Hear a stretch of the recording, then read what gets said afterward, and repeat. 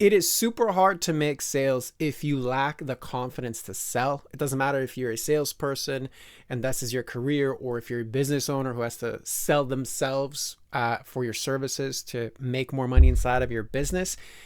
Chasing confidence seems like it's something that's actually going to help your sales. And in one ways it is. But chasing confidence to sell better is actually a fool's errand, because what it ultimately does is give you a lack of confidence. And the reason for that is basically you're chasing the wrong problem. So in this coaching breakdown, I take a look at a clip from my live coaching podcast where an entrepreneur comes on and I coach them live on air on an issue that they are having in terms of how they are showing up in their business that is causing them stress and ultimately leaking profit or time inside of their business.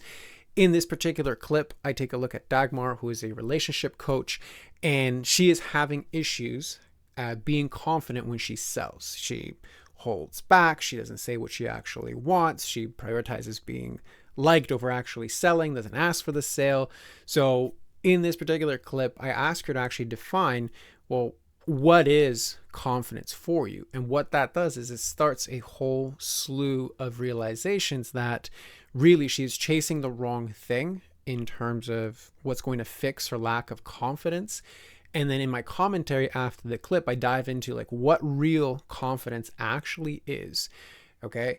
How chasing confidence and not understanding what real confidence actually is makes you chase the wrong problem. And in this instance, it was hiding a people-pleasing problem that she wasn't, like, she was aware of, but she wasn't aware that it was affecting how she was selling. And basically I go into what are the two components you need to get genuine confidence in sales, in order to just be able to show up and, like I said, have that confidence to just, okay, you need to buy this, like, let's go. All right. So here's the clip of her and me going into it on the actual podcast. And after that, you will see my commentary. Do you have Okay. clarity on what is your state of confidence? Do you actually know like what it is that you're aiming for? Or is it just like, I don't feel confident now, so the opposite is obviously confident, right? That's a good question. I've never really, yeah, nobody's ever asked me that. Never thought about that. Like, how would like, what does my confidence look like is what you're asking, right? What does it actually Correct. look like to be confident? Correct. Because like if you're aiming for an undefined target, anything is a success.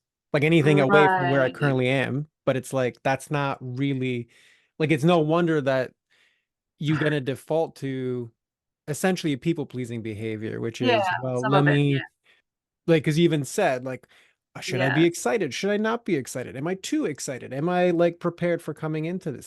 Oh man, how are they reacting? Are they gonna like, you know what I mean? Like, there's actually Yeah. no you Okay. in that, right? So, Yeah, what I is see the that. you that's actually confident? Well, one thing that I would see is if I was not people pleasing. And I know that doesn't really answer your question fully, but if I was not people pleasing, I wasn't caring, like in the sense that taking that energy or taking what somebody thinks, Mhm. and I was just showing up. I mean, literally. I mean, I wouldn't change my energy, wouldn't change my focus. I would still be me.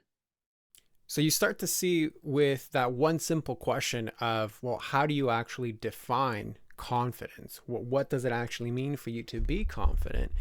It actually starts to unravel what she is actually searching for, which is basically some version of authenticity. Okay, so this is extremely important because when people talk about, I just want to be confident, I want to be confident in a sales perspective, I want to be confident when I'm giving presentation, I want to be a confident business owner, that umbrella term of confidence usually goes undefined. And as I say in the clip, if you are chasing an undefined target, that anything is a success. Okay, so not only can you not hit the target, but more poignantly, you actually don't know the real problem you are trying to solve. Because for Dagmar here, what it actually revealed was the problem she actually has is a two-layer problem. So one is she's people pleasing, Okay, so that's the kind of middle pattern. So she's searching for confidence, but then she's actually people pleasing. And then underneath that is really a lack of worthiness that I can just show up who I am, irregardless of how people react to me, which is generally the essence of why people pleasing patterns tend to occur. Okay. So if we're now zooming out and looking at this more broadly, okay, so what's the solution? How do you get genuine confidence? So firstly, we got to understand, okay, what is confidence in a sales context or in a general context? So generally, confidence is basically synonymous with competence. Okay, so if I ask you, are you confident to drive a car? Your answer is yes, not because you've done, ayahuasca ceremonies to prove your worth, or you have gone to therapy and have now found your worthiness enough to be confident. No, like you are confident at driving a car because you have the competency and the evidence of competency across, thousands of times of driving. You don't need to psych yourself up to believe that you are confident because you have the competency to show it. So genuine confidence is actually genuine competency in whatever the situation calls for. So in a sales context, what does it mean to be genuinely competent at sales? It means having the skill of being able to sell effectively, having a particular close rate, whatever criteria you're going to define of the competency of the skill of selling. Now, what gets in the way of the skill of selling, which is essentially now asking, what does it take to get competency at selling and have genuine confidence in selling? Well, it's all of the inner drama that we bring to what it means to actually sell. Okay. So in this instance with Dagmar, what she is revealing through this question of like, how do you actually define being confident? She's not actually going into selling situations wanting to sell, or at least not 100%. She's actually going into these situations with the inner anxiety of, I need to be liked and also to get a sale. So it's like at best you're 50-50 in terms of what you're optimizing for. But the part that's optimizing to be liked, the part that's optimizing to not have someone comment negatively on her because it's going to affect her self-worth, and that's what's going to trigger, deeper shame. Those pieces have nothing to do with the effective selling. In fact, in a context of like selling coaching, which obviously I've done quite a bit of, having this part of you that is trying to optimize for being liked actually takes away from your competency or your ability to put in the reps to be confident, because a lot of the selling in that context means holding the mirror up to people on things they might necessarily like. And to someone who has people-pleasing patterns, that is a major risk to actually selling, because it means it's going to trigger them not liking me. And if somebody doesn't like me, then that triggers all of my stuff surrounding my own worthiness, right? So you can see how this gets jumbled up, but it gets wrapped up in this nice search for, well, if I was just more confident in sales, then I would get more sales, which actually is true. But the way that you are going about it by chasing confidence in and of itself is basically a fool's errand, because it doesn't actually lead to the thing that you want, because you're solving for the wrong problem. Okay. So one part of this is understanding that actual confidence comes from the skill-based objective competency. When people talk about, I want more confidence, generally what they really mean is some version of, I want more self-belief. So in order to put in the reps to get the competency and feel genuine confidence, we need a level of self-belief in order to exercise the courage to put in those reps. Like, it is courageous to hold up the mirror to someone knowing that they might not like what it is that they see.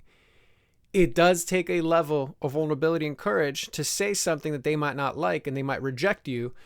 And then not only do you not end up with the sale, but you also have to live with, okay, I said something that they don't like, even though it was the truth, it still stings. So it takes a level of courage to do that. I'm not discounting that. And yes, you inoculate yourself over time to doing that with putting in those reps. But the idea here is, in order to put in those reps as effectively as possible, with the focus on the effectiveness of what the situation calls for. So this calls for proper selling. It doesn't call for me being liked. It takes a certain level of self-belief to like be okay with either the negative outcome, whether that's the result, like there's no sale, or the person doesn't like me. The point is, all of those pieces come down to what I'm actually looking for is self-belief. Okay? So when you combine those two things together, it really comes down to, you got to understand what it is that you mean by confidence, because you'll always miss a target that you are not aiming for. Or worse yet, you're going to win a game that you didn't know you were playing or wanted to actually play to begin with. Okay?